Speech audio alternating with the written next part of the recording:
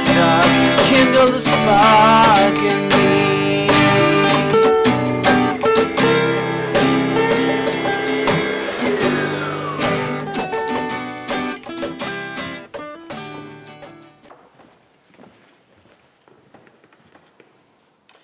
Hey everybody, welcome to a new episode of Flicker. We're continuing to take a look at the teachings of Jesus in the Sermon on the Mount, and we're going to be entering a new section. In fact, our Bibles that have chapters and verses in them are moving along to what we call chapter 6. Reminder, those are later additions just for the sake of making it easier for us all to find the same thing we're all talking about. But in this next section of what we call the Sermon on the Mount, Jesus talks about the spiritual importance of vacuuming. Well, okay, not really, but follow me for a moment.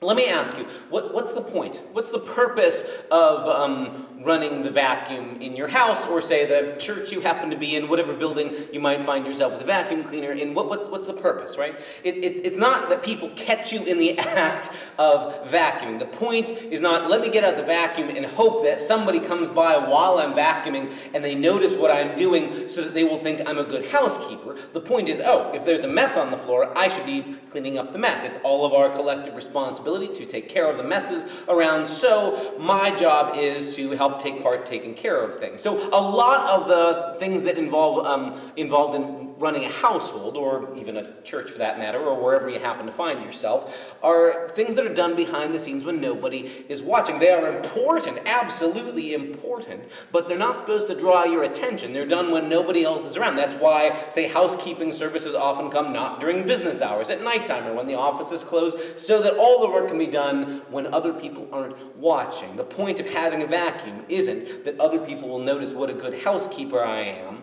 but just that the floors will be clean.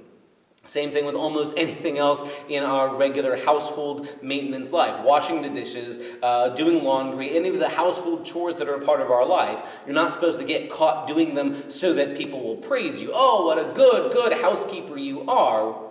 But just because you need to make sure everybody's got clean clothes. You need to make sure the messes are cleaned up and that the dishes are clean for use, right? So the next section of the Sermon on the Mount is Jesus taking a look at what elements of our spiritual life, our devotional life, even our personal piety, what they look like and why we do them. And underlying all of what we're going to be looking at in future conversations, from the way we give alms, the way we give money to people who might be in need, the way we pray, the way we practice our piety in ways that are public or could be public, I want us to come back to this principle of spiritual vacuum cleaning. It's about keeping our house in order. It's not about getting a gold star or a blue ribbon for being good little boys and good little girls. If you're doing something to get somebody else's attention, you're doing it wrong. If I'm vacuuming so often in public places that all the time people are like, man, he never does any actual work, he's just always vacuuming, I've made it about me instead of just, the floors are clean, good. A well-kept house is the sort of thing you really shouldn't notice. It should just be the number of distractions that aren't there. You don't have to worry about seeing dirt on the floor. You don't have to worry about there being smudges on your dishes or your glasses. You don't have to worry about your clothes being smelly or wrinkly. It's just taken care of. So in all of what follows in the next section of the Sermon on the Mount, keep that rule of thumb in mind. It's like spiritual vacuuming. And if this is the sort of thing I'm doing in my life, whether it's giving to charity or praying in public or going around so that people will notice I'm carrying my Bible or wearing my cross, if we're doing those doing those things in ways to get noticed, we're missing the point.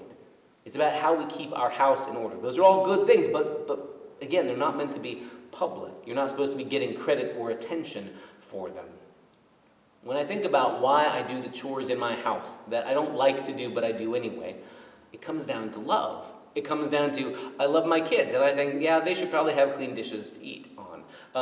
And when I think about my family, I think, you know what, it'd be good if they did not have smelly laundry. I should have my role in helping to do the laundry or vacuuming up the house or whatever. It's not about me scoring points, or if it is, I've misunderstood why we do those things. So the same thing with us and God. There's no point in trying to fool God or impress God, or fool or impress anybody else for that matter. There's some things we do simply because they maintain our relationship with one another, or with the God who made us and gave us to one another. So I want to invite you to think about the places in your life, and I'll think about the ones in mine as well, where we are called to do some spiritual housekeeping, to take care of things that maintain our relationship between us and God, but aren't about getting credit or attention from anybody else. We'll dig into some specifics about that in the next episode, but in the meantime, let's get housekeeping. Bye.